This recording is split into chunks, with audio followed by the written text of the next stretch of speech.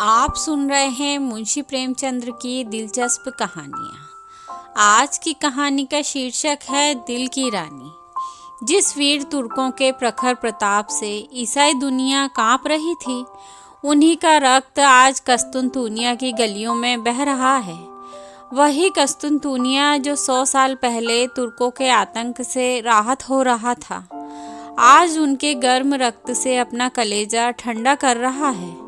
और तुर्की सेनापति 1 लाख सिपाहियों के साथ तैमूरी तेज के सामने अपनी किस्मत का फैसला सुनने के लिए खड़ा है। तैमूर ने विजय से भरी आंखें उठाईं और सेनापति यजदानी की ओर देखकर सिंह के समान गर्जा, क्या चाहते हो, जिंदगी या मौत? यजदानी ने गर्व से सिर उठाकर कहा, इज्जत की जिंदगी मिले तो जिंदगी, वरना मौत। तैमूर का क्रोध प्रचंड हो उठा। उसने बड़े बड़े अभिमानियों का सर नीचा कर दिया था। यह जवाब इस अवसर पर सुनने की उसे ताव न थी। इन 1 लाख आदमियों की जान उसकी मुट्ठी में है। इन्हें वह एक क्षण में मसल सकता है। उस पर इतना अभिमान, इज्जत की जिंदगी। इसका यही तो अर्थ है कि गरीबों का जीवन अमीरों के भोग विलास पर बलिदान किया जाए। वही शराब की मजलिसें, वही अर्मीनिया और काफ की परियां। नहीं, तैमूर ने खलीफा बायजीद का घमंड इसलिए नहीं तोड़ा कि तुर्कों को फिर उसी मंदान्ध स्वाधीनता में इस्लाम का नाम डुबोने को छोड़ दे। तब उसे इतना रक्त बहाने की क्या जरूरत थी? मानव रक्त का प्रभाव संगीत का प्रभाव नहीं है, रस का प्रभाव नहीं, एक विभत्स दृश्य है जिसे देखकर आंखें मुंह फेर लेती हैं। दृश्य सिर झुका लेता है। तैमूर हिंसक पशु नहीं है जो यह दृश्य देखने के लिए अपनी जीवन की बाजी लगा दे। वह अपने शब्दों में धिक्कार भरकर बोला, जिसे तुम इज्जत की जिंदगी कहते हो, वह गुनाह और जहन्नुम की जिंदगी है। यजदानी को तैमूर से दया या क्षमा की आशा न थी। उसकी या उसके योद्धाओं की जान किसी तरह नहीं बच सकती। फिर यह क्यों दबे और क्यों न जान पर खेलकर तैमूर के प्रति उसके मन में जो घृणा है उसे प्रकट कर दे। उसने एक बार कातर नेत्रों से उस रूपवान युवक की ओर देखा जो उसके पीछे खड़ा जैसे अपनी जवानी की लगाम खींच रहा था। सान पर चढ़े हुए इस्पात के समान उसके अंग अंग से अतुल क्रोध की चिंगारियां निकल रही थी। यजदानी ने उसकी सूरत देखी और जैसे अपनी खींची हुई तलवार म्यान में कर ली और खून के घूंट पीकर बोला, जहां पनाह इस वक्त फतेहमंद है, लेकिन अपराध क्षमा हो तो कह दूं कि अपने जीवन के विषय में तुर्कों को तातारियों से उपदेश लेने की जरूरत नहीं है। दुनिया से अलग तातार के ऊपर मैदानों में त्याग और व्रत की उपासना की जा सकती है और न मयस्सर होने वाले पदार्थों का बहिष्कार किया जा सकता है। पर जहाँ खुदा ने नेमतों की वर्षा की हो, वहाँ उन नेमतों का भोग न करना नाशुक्री है। अगर तलवार ही सभ्यता की सनद होती तो गाल कौम रोमनों से कहीं ज्यादा सभ्य होती। तैमूर जोर से हंसा और उसके सिपाहियों ने तलवारों पर हाथ रख लिए। तैमूर का ठहाका मौत का ठहाका था या गिरने वाले वज्र का तड़ाका। तातार वाले पशु हैं क्यों? मैं यह नहीं कहता। तुम कहते हो खुदा ने तुम्हें ऐश करने के लिए पैदा किया है। मैं कहता हूँ यह कुफ्र है। खुदा ने इंसान को बंदगी के लिए पैदा किया है और इसके खिलाफ जो कोई कुछ करता है वह काफिर है, जहन्नुमी है। रसूल पाक हमारी जिंदगी को पाक करने के लिए, हमें सच्चा इंसान बनाने के लिए आए थे, हमें हराम की तालीम देने नहीं। तैमूर दुनिया को इस कुफ्र से पाक कर देने का बीड़ा उठा चुका है। रसूल पाक के कदमों की कसम, मैं बेरहम नहीं हूँ, जालिम नहीं हूँ, खूंखार नहीं हूँ, लेकिन कुफ्र की सजा मेरे ईमान में मौत के सिवा कुछ नहीं है। उसने तातारी सिपाह सालार की तरफ कातिल नजरों से देखा और तत्क्षण एक देव सा आदमी तलवार सौंतकर यजदानी के सिर पर आ पहुंचा। तातारी सेना भी तलवारें खींच खींच कर तुर्की सेना पर टूट पड़ी और दम के दम में कितनी ही लाशें जमीन पर फड़कने लगी। सहसा वही रूपवान युवक जो यजदानी के पीछे खड़ा था आगे बढ़कर तैमूर के सामने आया और जैसे मौत को अपनी दोनों बंधी हुई मुट्ठियों में मसलता हुआ बोला, ए अपने को मुसलमान कहने वाले बादशाह, क्या यही इस्लाम है जिसकी तबलीग का तुमने बीड़ा उठाया है? इस्लाम को यही तालीम है कि तुम उन बहादुरों का इस बेदर्दी से खून बहाएं जिन्होंने इसके सिवा कोई गुनाह नहीं किया, अपने खलीफा और अपने मुल्क की हिमायत की। चारों तरफ सन्नाटा छा गया। एक युवक जिसकी अभी मसें भी न भीगी थीं, तैमूर जैसे तेजस्वी बादशाह का इतने खुले हुए शब्दों में तिरस्कार करे और उनकी जुबान तालू से न खिंचवा ली जाए। सभी स्तंभित हो रहे थे और तैमूर सम्मोहित सा बैठा उस युवक की ओर ताक रहा था। युवक ने तातारी सिपाहियों की तरफ, जिनके चेहरे पर कुतूहलमय प्रोत्साहन झलक रहा था, देखा और बोला, तू इन मुसलमानों को काफिर कहता है और समझता है कि तू इन्हें कत्ल करके खुदा और इस्लाम की खिदमत कर रहा है। मैं तुझसे पूछता हूँ, अगर वह लोग जो खुदा के सिवा और किसी के सामने सिजदा नहीं करते, जो रसूल पाक को अपना रहबर समझते हैं, मुसलमान नहीं है तो कौन मुसलमान है? मैं कहता हूँ हम काफिर सही, लेकिन तेरे तो हैं। क्या इस्लाम जंजीर में बंधे हुए कैदियों के कत्ल की इजाज़त देता है?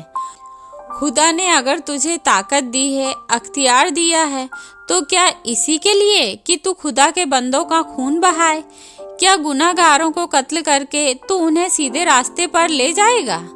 तूने कितनी बेरहमी से 70,000 बहादुर तुर्कों को धोखा देकर सुरंग से उड़वा दिया और उनके मासूम बच्चों और निरपराध स्त्रियों को अनाथ कर दिया।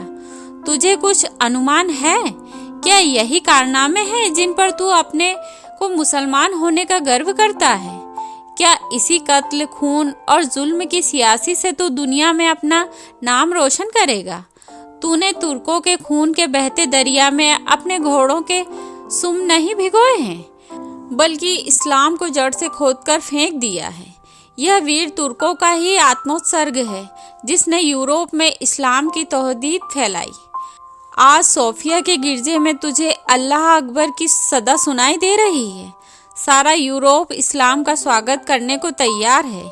क्या ये कारनामे इसी लायक हैं कि उनका यह इनाम मिले? इस ख्याल को दिल से निकाल दे कि तू खुर्रेजी से इस्लाम की खिदमत कर रहा है। एक दिन तुझे भी परवरदिगार के सामने कर्मों का जवाब देना पड़ेगा और तेरा कोई उज्र न सुना जाएगा, क्योंकि अगर तुझमें अब भी नेक और बद की तमीज़ बाकी है तो अपने दिल से पूछ, तूने यह जिहाद खुदा की राह में किया या अपनी हवस के लिए? और मैं जानता हूँ तुझे जो जवाब मिलेगा वह तेरी गर्दन शर्म से झुका देगा। खलीफा अभी सिर झुकाए ही था कि यजदानी ने कांपते हुए शब्दों में अर्ज की, जहाँ पनाह, यह गुलाम लड़का है, इसके दिमाग में कुछ फितूर है हुजूर, इसकी गुस्ताखियों को माफ़ करें, मैं उसकी सज़ा झेलने को तैयार हूँ। तैमूर उस युवक के चेहरे की तरफ स्थिर नेत्रों से देख रहा था। आज जीवन में पहली बार उसे ऐसे निर्भीक शब्दों के सुनने का अवसर मिला। उसके सामने बड़े बड़े सेनापतियों, मंत्रियों और बादशाहों की जुबान न खुलती थी। वह जो कुछ करता या कहता था वही कानून था, किसी को उसमें चूं करने की ताकत न थी। उसकी खुशामदों ने उसकी अहमन्यता को आसमान पर चढ़ा दिया था। उसे विश्वास हो गया था कि खुदा ने इस्लाम को जगाने और सुधारने के लिए ही उसे दुनिया में भेजा है। उसने पैगंबरी का दावा तो नहीं किया, पर उसके मन में यह भावना दृढ़ हो गई थी। इसलिए जब आज एक युवक ने प्राणों का मोह छोड़कर उसकी कीर्ति का पर्दा खोल दिया तो उसकी चेतना जैसे जाग उठी। उसके मन में क्रोध और हिंसा की जगह श्रद्धा का उदय हुआ। उसकी आंखों का एक इशारा इस युवक की जिंदगी का चिराग गुल कर सकता था। उसकी संसार विजयनी शक्ति के सामने यह दूध मुँहा बालक मानो अपने नन्हे नन्हे हाथों से समुद्र के प्रवाह को रोकने के लिए खड़ा हो। कितना हास्यास्पद साहस था, उसके साथ ही कितना आत्मविश्वास से भरा हुआ। तैमूर को ऐसा जान पड़ा कि इस निहत्थे बालक के सामने वह कितना निर्बल है। मनुष्य में ऐसे साहस का एक ही स्रोत हो सकता है और वह सत्य पर अटल विश्वास है। उसकी आत्मा दौड़कर उस युवक के दामन में चिपट जाने के लिए अधीर हो गई। वह दार्शनिक न था जो सत्य में शंका करता है, वह सरल सैनिक था जो असत्य को भी विश्वास के साथ सत्य बना देता है।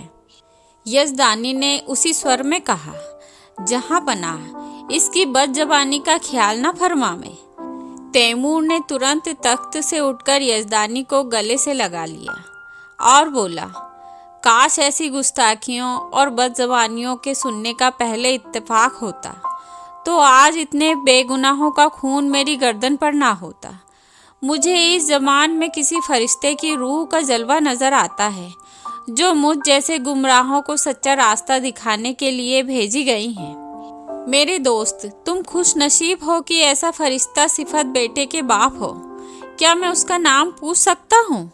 यजदानी पहले आतश परस्त था, पीछे मुसलमान हो गया था, पर अभी तक कभी कभी उसके मन में शंकाएं उठती रहती थी कि उसने क्यों इस्लाम कबूल किया। जो कैदी फांसी के तख्ते पर खड़ा सूखा जा रहा था कि एक क्षण में रस्सी उसकी गर्दन में पड़ेगी और वह लटकता रह जाएगा, उसे जैसे किसी फरिश्ते ने गोद में ले लिया। वह गदगद कंठ से बोला, उसे हबीबी कहते हैं।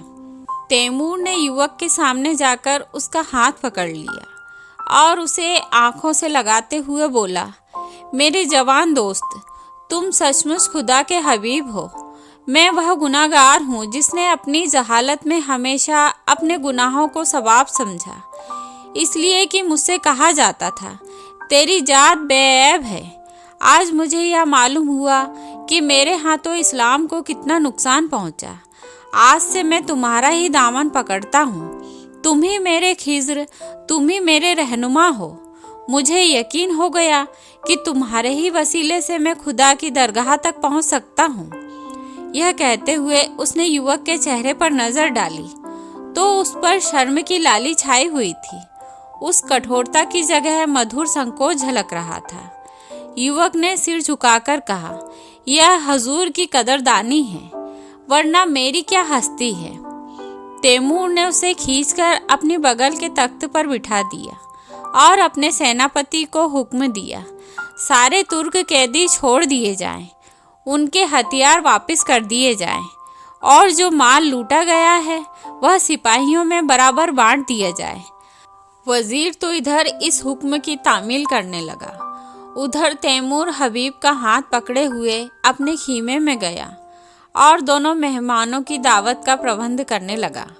और जब भोजन समाप्त हो गया तो उसने अपने जीवन की सारी कथा रो रो कर कह सुनाई, जो आदि से अंत तक मिश्रित पशुता और बर्बरता के कृत्यों से भरी हुई थी। और उसने यह सब कुछ इस भ्रम में किया कि वह ईश्वरीय आदेश का पालन कर रहा है।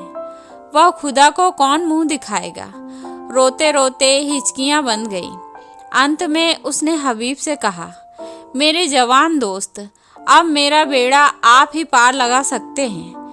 आपने राह दिखाई है तो मंजिल पर पहुंचाइए। मेरी बादशाहत को अब आप ही संभाल सकते हैं। मुझे अब मालूम हो गया कि मैं उसे तबाही के रास्ते पर लिए जाता था। मेरी आपसे यही इल्तिमास है कि आप उसकी वजारत कबूल करें। देखिए, खुदा के लिए इनकार न कीजिएगा, वरना मैं कहीं का नहीं रहूँगा। यजदानी ने अर्ज की, हुजूर, इतनी कदरदानी फरमाते हैं तो आपकी इनायत है, लेकिन अभी इस लड़के की उम्र ही क्या है। वजारत की खिदमत यह क्या अंजाम दे सकेगा। अभी तो इसकी तालीम के दिन है। इधर से इनकार होता रहा और उधर तैमूर आग्रह करता रहा। यजदानी इनकार तो कर रहे थे पर छाती फूली जाती थी। मूसा आग लेने गए थे, पैगंबरी मिल गई। कहा मौत के मुंह में जा रहे थे, वजारत मिल गई।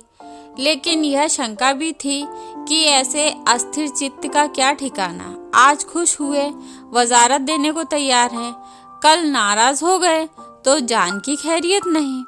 उन्हें हबीब की लियाकत पर भरोसा था, पर जी भी डरता था कि वीराने देश में न जाने कैसी पड़े कैसी ना पड़े। दरबार वालों में षड्यंत्र होते ही रहते हैं। हबीब नेक है, समझदार है, अवसर पहचानता है, लेकिन वह तजुर्बा कहाँ से लाएगा जो उम्र से ही आता है। उन्होंने इस प्रश्न पर विचार करने के लिए एक दिन की मोहलत मांगी और रुखसत हुए। हबीब यजदानी का लड़का नहीं, लड़की थी। उसका नाम उम्मतुल हबीब था। जिस वक्त यजदानी और उसकी पत्नी मुसलमान हुए तो लड़की की उम्र कुल 12 साल की थी, पर प्रकृति ने उसे बुलंदी और प्रतिभा के साथ विचार स्वातंत्र्य भी प्रदान किया था। वह जब तक सत्यासत्य की परीक्षा न कर लेती, कोई बात स्वीकार न करती। माँ बाप के धर्म परिवर्तन से उसे अशांति तो हुई, पर जब तक इस्लाम का अच्छी तरह अध्ययन न कर ले, वह केवल माँ बाप को खुश करने के लिए इस्लाम की दीक्षा न ले सकती थी। माँ बाप भी उस पर किसी तरह का दबाव न डालना चाहते थे। जैसे उन्हें अपने धर्म को बदल देने का अधिकार है, वैसे ही उसे अपने धर्म पर आरूढ़ रहने का भी अधिकार है। लड़की को संतोष हुआ, लेकिन उसने इस्लाम और जरदस्त धर्म दोनों ही का तुलनात्मक अध्ययन आरंभ किया और पूरे 2 साल के अन्वेषण और परीक्षण के बाद उसने भी इस्लाम की दीक्षा ले ली। माता पिता फूले न समाये। लड़की उनके दबाव से मुसलमान नहीं हुई है, बल्कि स्वेच्छा से, स्वाध्याय से और ईमान से।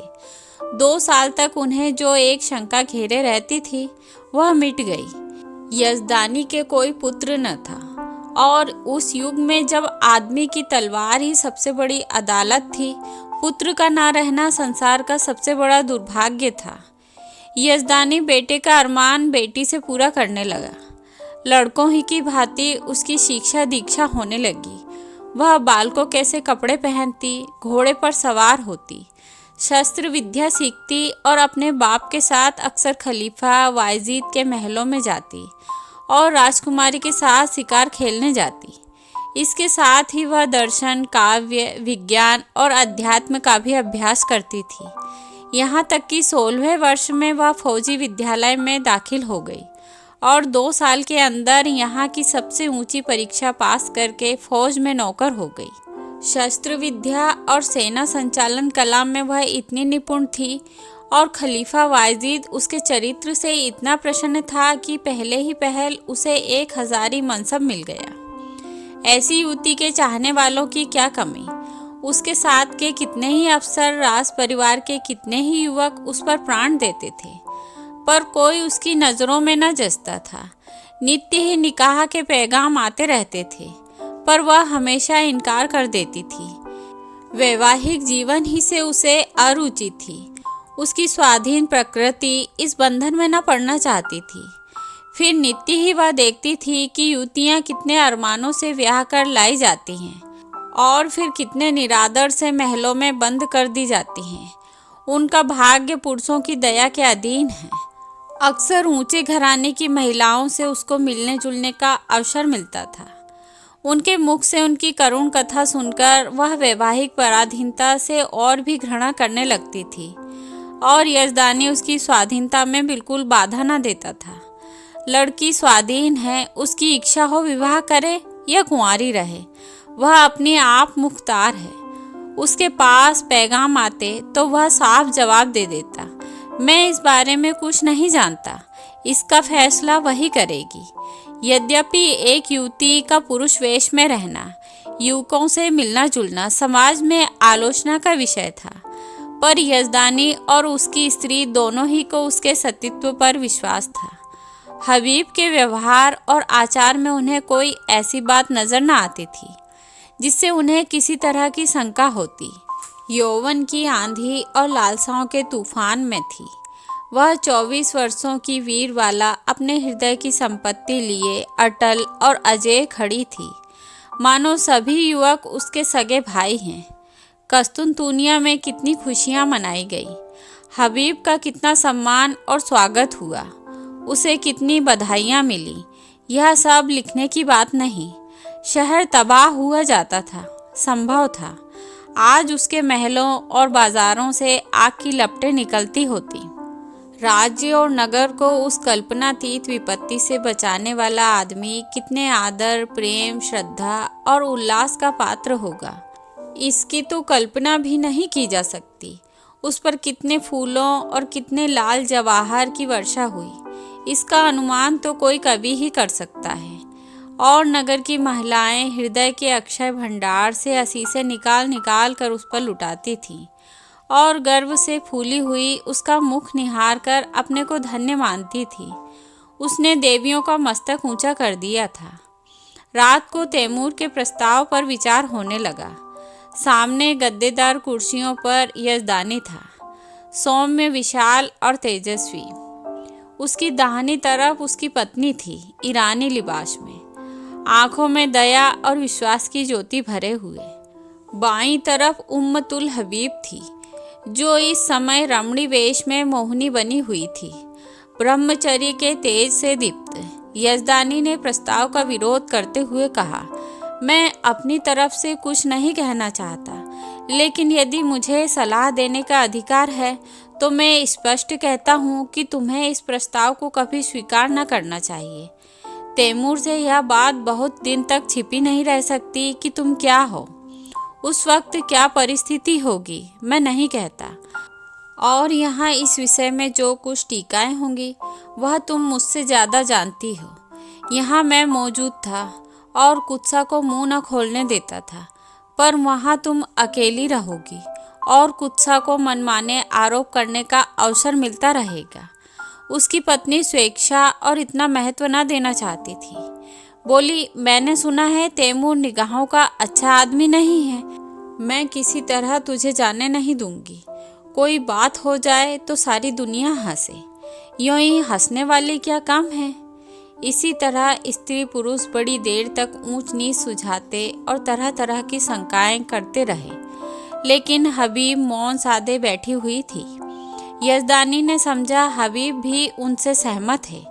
इनकार की सूचना देने के लिए ही थी कि हबीब ने पूछा, आप तैमूर से क्या कहेंगे, यही जो यहाँ तय हुआ है। मैंने तो अभी कुछ नहीं कहा, मैंने तो समझा तुम भी हमसे सहमत हो। जी नहीं, आप उनसे जाकर कह दें मैं स्वीकार करती हूँ। माता ने छाती पर हाथ रखकर कहा, यह क्या गजब करती है बेटी, सोच दुनिया क्या कहेगी। यजदानी भी सिर थाम कर बैठ गए, मानो हृदय में गोली लग गई हो। मुंह से एक शब्द भी ना निकला। हबीब त्योरियों पर बल डालकर बोली, अम्मी जान, मैं आपके हुक्म से जो भर भी मुंह नहीं फेरना चाहती। आपको पूरा अख्तियार है, मुझे जाने दें या ना दें, लेकिन खल्क की खिदमत का ऐसा मौका शायद मुझे ज़िंदगी में फिर ना मिले। इस मौके का हाथ से खो देने का अफसोस मुझे उम्र भर रहेगा।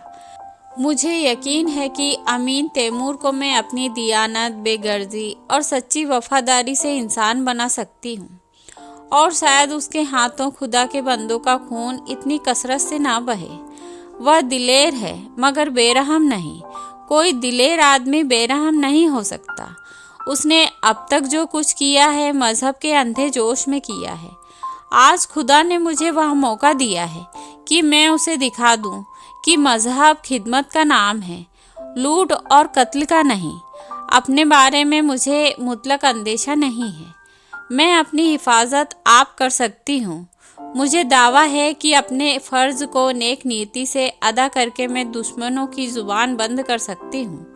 और मान लीजिए कि मुझे नाकामी भी हो, तो क्या सच्चाई और हक के लिए कुर्बान हो जाना ज़िंदगी की सबसे शानदार फतह नहीं है? अब तक मैंने जिस उसूल पर ज़िंदगी बसर की है उसने मुझे धोखा नहीं दिया, और उसी के फैज़ से आज मुझे यह दर्जा हासिल हुआ है जो बड़े बड़ों के लिए ज़िंदगी का ख्वाब है। मेरे आजमाए हुए दोस्त मुझे कभी धोखा नहीं दे सकते। तैमूर पर मेरी हकीकत खुल भी जाए तो क्या खौफ, मेरी तलवार मेरी हिफाजत कर सकती है। शादी पर मेरे ख्याल आपको मालूम है। अगर मुझे कोई ऐसा आदमी मिलेगा जिसे मेरी रूह कबूल करती हो, जिसकी जात अपनी हस्ती खोकर मैं अपनी रूह को ऊंचा उठा सकूं, तो मैं उसके कदमों पर गिरकर अपने को उसकी नज़र कर दूंगी। यजदानी ने खुश होकर बेटी को गले लगा लिया। उसकी स्त्री इतनी जल्द आश्वस्त न हो सकी। वह किसी तरह बेटी को अकेले न छोड़ेगी, उसके साथ वह जाएगी। कई महीने गुजर गए। युवक हबीब तैमूर का वजीर है, लेकिन वास्तव में वही बादशाह है। तैमूर उसकी आंखों से देखता है, उसके कानों से सुनता है और उसी की अक्ल से सोचता है। वह चाहता है हबीब आठों पहर उसके पास रहे। उसके सामीप्य में उसे स्वर्ग का सा सुख मिलता है। समरकंद में एक प्राणी भी ऐसा नहीं जो उससे जलता हो। उसके बर्ताव ने सभी को मुग्ध कर लिया है, क्योंकि वह इंसान से जो भर भी कदम नहीं हटाता। जो लोग उसके हाथों चलती हुई न्याय की चक्की में पिस जाते हैं, वे भी उससे सद्भाव ही रखते हैं, क्योंकि वह न्याय को जरूरत से ज़्यादा कटु नहीं होने देता। संध्या हो गई थी। राज्य कर्मचारी जा चुके थे। क्षमादान में मोम की बत्तियां जल रही थीं। अगर की सुगंध से सारा दीवान खाना महक रहा था। हबीब उठने ही को था कि चौबदार ने खबर दी, हुजूर जहां पनाह तशरीफ ला रहे हैं। हबीब इस खबर से कुछ प्रसन्न नहीं हुआ। अन्य मंत्रियों की भांति वह तैमूर की सोबत का भूखा नहीं है। वह हमेशा तैमूर से दूर रहने की चेष्टा करता है। ऐसा शायद ही कभी हुआ हो कि उसने शाही दस्तरखान पर भोजन किया हो। तैमूर की मजलिसों में भी वह कभी शरीक नहीं होता था। उसे जब शांति मिलती है तब एकांत में अपनी माता के पास बैठकर दिन भर का माजरा उससे कहता है और वह उस पर अपनी पसंद की मोहर लगा देती है। उसने द्वार पर जाकर तैमूर का स्वागत किया। तैमूर ने मसनद पर बैठते हुए कहा, मुझे ताज्जुब होता है कि तुम इस जवानी में जाहिदो किसी जिंदगी कैसे बसर करते हो हबीब। खुदा ने तुम्हें वह हुस्न दिया है कि हसीन से हसीन नाजनीन भी तुम्हारी माशूक बनकर अपने को खुश नसीब समझेंगी।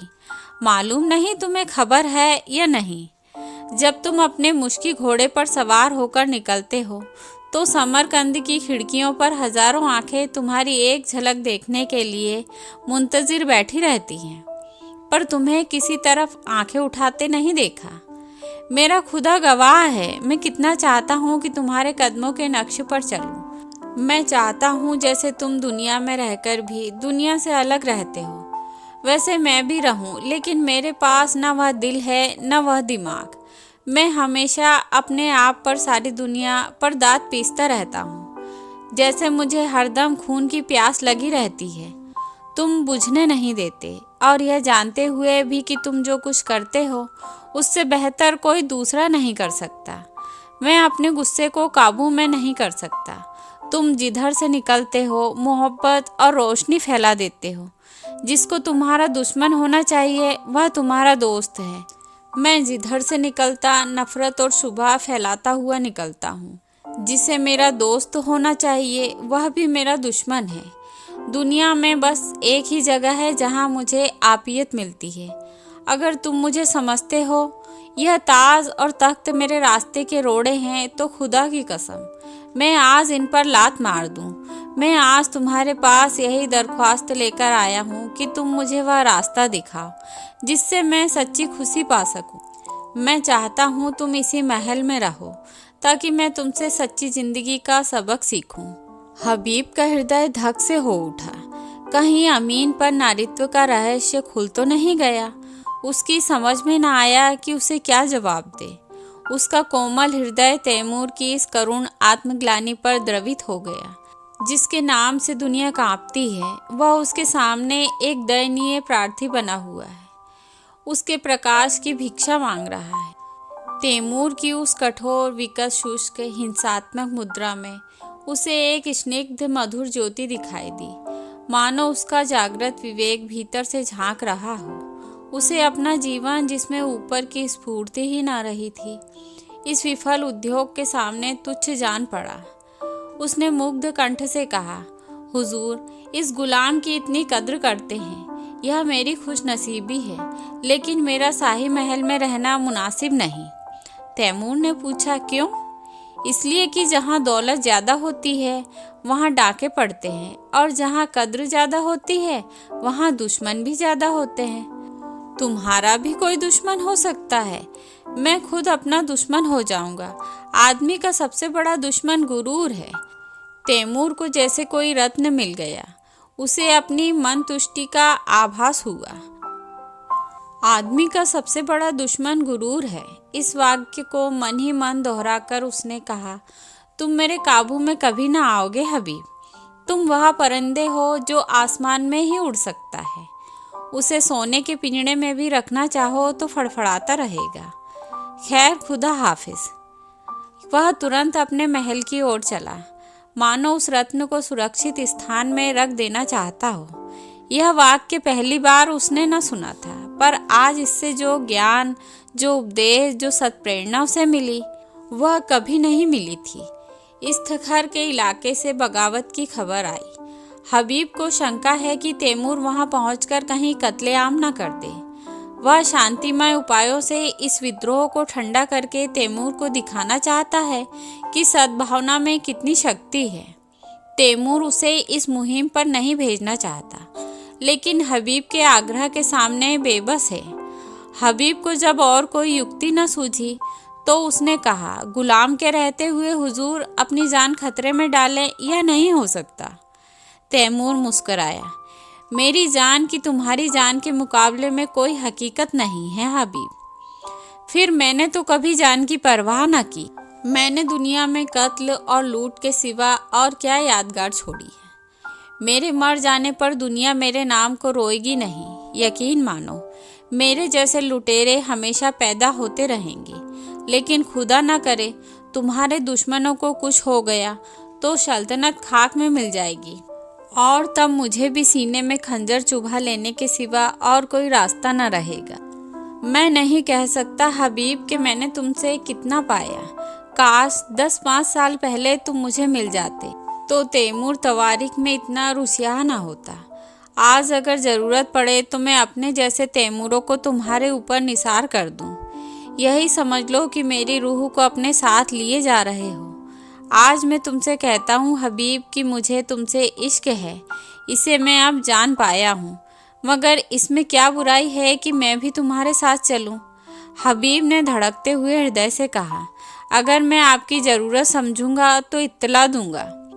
तैमूर ने दाढ़ी पर हाथ रखकर कहा, जैसी तुम्हारी मर्जी, लेकिन रोज़ाना काशिद भेजते रहना, वरना शायद मैं बेचैन होकर चला आऊँ। तैमूर ने कितनी मोहब्बत से हबीब के सफ़र की तैयारियां की।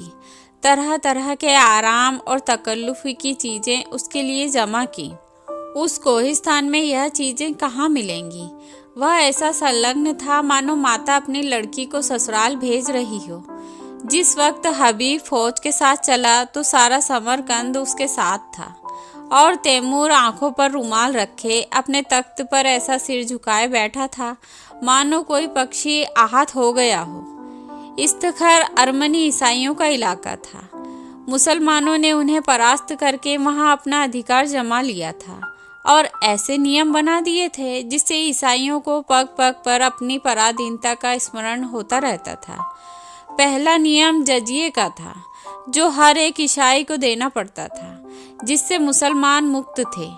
दूसरा नियम यह था कि गिरजों में घंटा न बजे। तीसरा नियम का क्रियात्मक विरोध किया, और जब मुसलमान अधिकारियों ने शस्त्र बल से काम लेना चाहा तो ईसाइयों ने बगावत कर दी।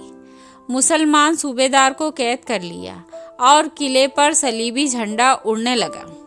हबीब का यहाँ आज दूसरा दिन है, पर इस समस्या को कैसे हल करें?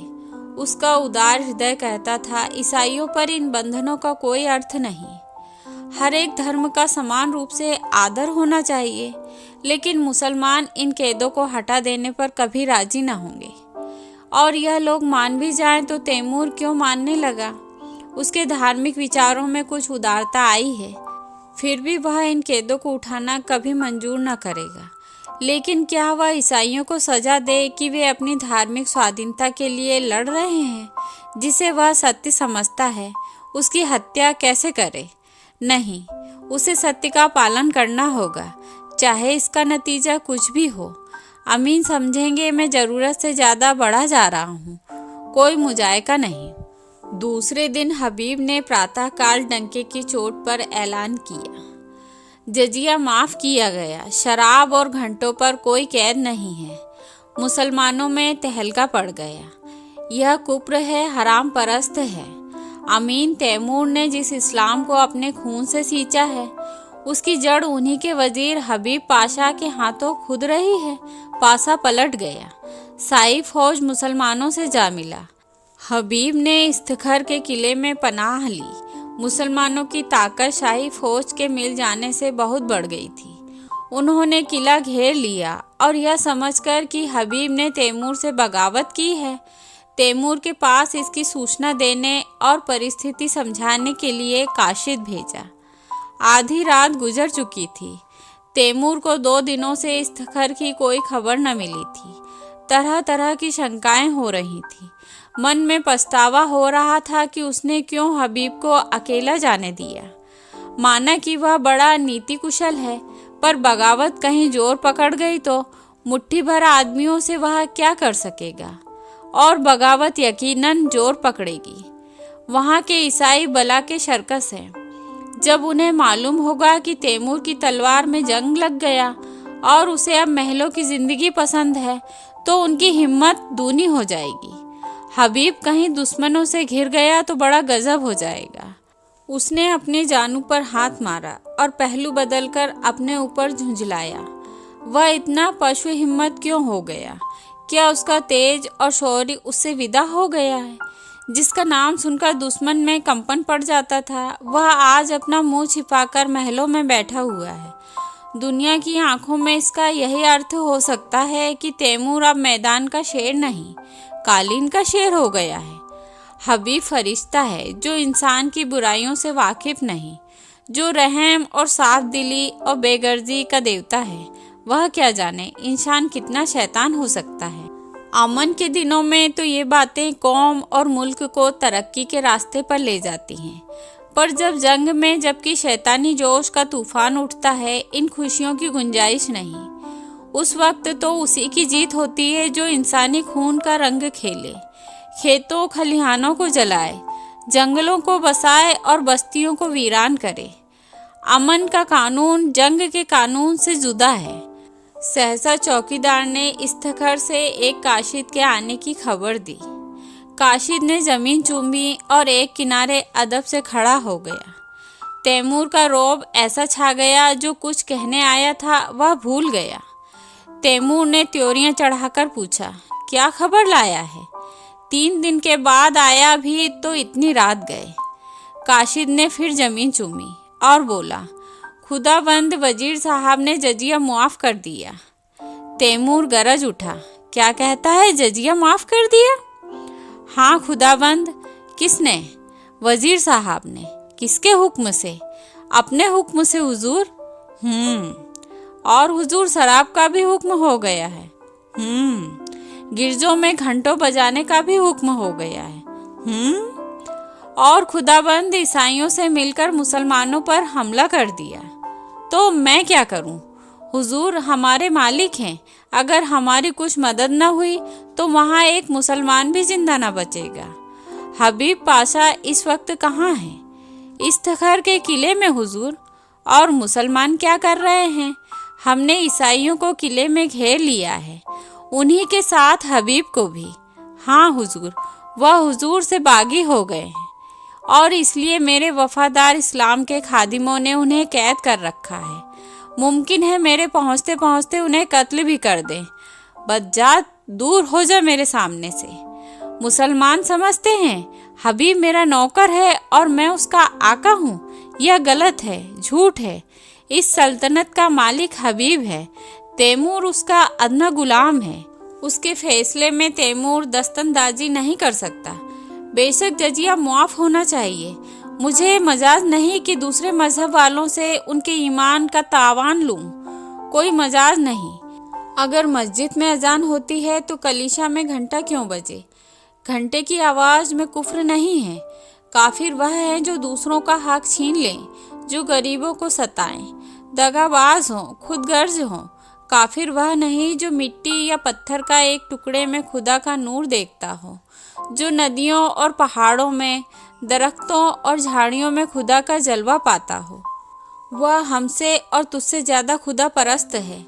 जो मस्जिद में खुदा को बंद नहीं समझता ही कुफ्र है। हम सब खुदा के बंदे हैं, सब। बस जा, उन बागी मुसलमानों से कह दे, अगर फौरन मुहासरा न उठा लिया गया तो तैमूर कयामत की तरह आ पहुँचेगा। कासिद हदबुद्धि सा खड़ा ही था कि बाहर खतरे का बिगुल बज उठा और फौजें किसी समर यात्रा की तैयारी करने लगी। तीसरे दिन तैमूर इस्तखर पहुंचा तो किले का मुहासरा उठ चुका था। किले की तोपों ने उसका स्वागत किया। हबीब ने समझा तैमूर ईसाइयों को सजा देने आ रहा है। ईसाइयों के हाथ पांव फूले हुए थे, मगर हबीब मुकाबले के लिए तैयार था। ईसाइयों के स्वप्न की रक्षा में यदि जान भी जाए तो कोई गम नहीं। इस मामले पर किसी तरह का समझौता नहीं हो सकता। तैमूर अगर तलवार से काम लेना चाहता है तो उसका जवाब तलवार से दिया जाएगा। मगर यह क्या बात है, सारी फौज सफ़ेद झंडा दिखा रही है। तैमूर लड़ने नहीं, सुलह करने आया है। उसका स्वागत दूसरी तरह का होगा। ईसाई सरदारों को साथ लिए हबीब किले के बाहर निकला। तैमूर अकेला घोड़े पर सवार चला आ रहा था। हबीब घोड़े से उतरकर आदाब बजा लाया। तैमूर घोड़े से उतर पड़ा और हबीब का माथा चूम लिया और बोला, मैं सब सुन चुका हूँ हबीब, तुमने बहुत अच्छा किया और वही किया जो तुम्हारे सिवा दूसरा नहीं कर सकता था। मुझे जजिया लेने का या ईसाइयों से मजहबी हक छीनने का कोई मजाज न था। मैं आज दरबार करके इन बातों की तस्दीक कर दूंगा और तब मैं एक ऐसी तजवीज़ बताऊंगा जो कई दिन से मेरे जहन में आ रही हैं और मुझे उम्मीद है कि तुम उसे मंजूर कर लोगे। मंजूर करना पड़ेगा। हबीब के चेहरे का रंग उड़ गया था। कहीं हकीकत खुल तो नहीं गई? वह क्या तजवीज़ है? उसके मन में खलबली पड़ गई। तैमूर ने मुस्कुराकर पूछा, तुम मुझसे लड़ने को तैयार थे? हबीब ने शर्माते हुए कहा, हक के सामने अमीन तैमूर की भी कोई हकीकत नहीं। बेशक बेशक, तुम में फरिश्तों का दिल है तो शेरों की हिम्मत भी है, लेकिन अफसोस यही है कि तुमने यह गुमान ही क्यों किया कि तैमूर तुम्हारे फैसले को मंसूख कर सकता है। यह तुम्हारी जात है जिसने तुम्हें बतलाया है कि सल्तनत किसी आदमी की जायदाद नहीं, बल्कि एक ऐसा दरख्त है जिसकी हर एक शाख और पत्ती एक सी खुराक पाती है। दोनों किले में दाखिल हुए। सूरज डूब चुका था। आन की बान में दरबार लग गया और उसमें तैमूर ने ईसाइयों के धार्मिक अधिकारों को स्वीकार किया। चारों तरफ से आवाज़ आई, खुदा हमारे शहंशाह की उम्र दराज करे।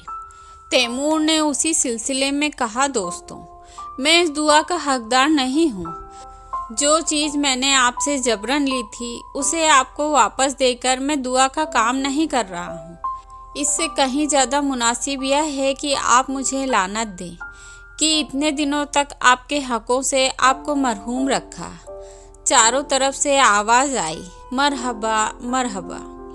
दोस्तों, उन हकों के साथ साथ मैं आपकी सल्तनत भी आपको वापस करता हूँ, क्योंकि खुदा की निगाह में सभी इंसान बराबर हैं और किसी कौम या शख्स का दूसरी कौम पर हुकूमत करने का अख्तियार नहीं है। आज से आप अपने बादशाह हैं। मुझे उम्मीद है कि आप भी मुस्लिम आबादी को उसके जायज़ हकों से मरहूम न करेंगे। अगर कभी ऐसा मौका आए कि कोई जाबिर कौम आपकी आज़ादी छीनने की कोशिश करे तो तैमूर आपकी मदद करने को हमेशा तैयार रहेगा। किले में जश्न खत्म हो चुका है। उमरा और हुकाम रुखसत हो चुके हैं। दीवाने खास में सिर्फ तैमूर और हबीब रह गए हैं। हबीब के मुख पर आज स्मित हास्य की वह छटा है जो सदैव गंभीरता के नीचे दबी रहती थी। आज उसके कपोलों पर जो लाली, आंखों में जो नशा, अंगों में जो चंचलता है, वह और कभी नजर न आई थी। वह कई बार तैमूर से शोखियां कर चुका है, कई बार हंसी कर चुका है। उसकी युवती चेतना पद और अधिकार को भूलकर चहकती फिरती है। सहसा तैमूर ने कहा, हबीब, मैंने आज तक तुम्हारी हर एक बात मानी है। अब मैं तुमसे यह मजवीज़ करता हूँ कि जिसका मैंने जिक्र किया था उसे तुम्हें कबूल करना पड़ेगा। हबीब ने धड़कते हुए हृदय से सिर झुकाकर कहा, फरमाइए। पहले वायदा करो कि तुम कबूल करोगे। मैं तो आपका गुलाम हूँ, नहीं तुम मेरे मालिक हो, मेरी जिंदगी की रोशनी हो। तुमसे मैंने जितना फैज़ पाया है उसका अंदाज़ा नहीं कर सकता। मैंने अब तक सल्तनत को अपनी ज़िंदगी की सबसे प्यारी चीज़ समझा था। इसके लिए मैंने वह सब किया जो मुझे न करना चाहिए था। अपनों के खून से भी इन हाथों को दागदार किया, गैरों के खून से भी। मेरा काम अब ख़त्म हो चुका। मैंने बुनियाद जमा दी, इस पर महल बनाना तुम्हारा काम है। मेरी यही इल्तिजा है कि आज से तुम इस बादशाहत के अमीन हो जाओ, मेरी ज़िंदगी में भी और मरने के बाद भी। हबीब ने आकाश में उड़ते हुए कहा, इतना बड़ा बोझ, मेरे कंधे इतने मजबूत नहीं हैं। तैमूर ने दीन आग्रह के स्वर में कहा, नहीं मेरे प्यारे दोस्त, मेरी यह इल्तिजा माननी पड़ेगी। हबीब की आंखों में हंसी थी, अधरों पर संकोच। उसने आहिस्ता से कहा, मंजूर है। तैमूर ने प्रफुल्लित स्वर में कहा, खुदा तुम्हें सलामत रखे। लेकिन अगर आपको मालूम हो जाए कि हबीब एक कच्ची अक्ल की कुंवारी बालिका है, तो वह मेरी बादशाहत के साथ मेरे दिल की भी रानी हो जाएगी। आपको बिल्कुल ताज्जुब नहीं हुआ? मैं जानता था कब से, जब तुमने पहली बार अपनी जालिम आंखों से मुझे देखा था, मगर आपने छिपाया खूब। तुम ही ने सिखाया, शायद मेरे सिवा यहाँ किसी को यह बात मालूम नहीं। आपने कैसे पहचान लिया? तैमूर ने मतवाली आंखों से देखकर कहा, यह ना बताऊंगा। यही हबीब तैमूर की बेगम हमीदों के नाम से मशहूर हुई। तो यह थी कहानी दिल की रानी। आशा करती हूँ कि आपको पसंद आएगी।